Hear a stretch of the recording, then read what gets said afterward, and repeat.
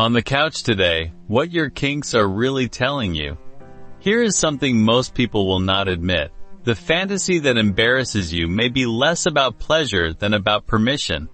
You think it says something dirty about you, something broken, something you should hide even from yourself.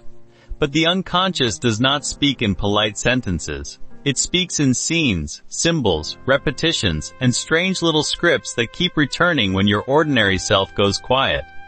Freud would call this the return of the repressed. What you refuse to know does not disappear, it changes costume.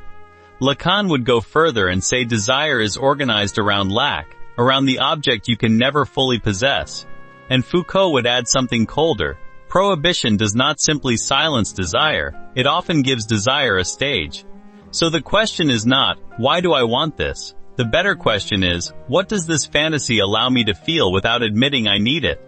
Sometimes the script is about control, because control was the only language that made chaos feel survivable. Sometimes it is about surrender, because choosing not to choose can feel like relief.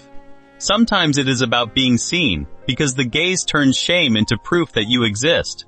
This is where Lacan's word jouissance matters. It is not simple happiness. It is the disturbing enjoyment that arrives where pleasure and discomfort touch. The fantasy holds a wound at a manageable distance, close enough to feel it, far enough to survive it. And this is why judging the fantasy usually fails. Shame only teaches it to hide better.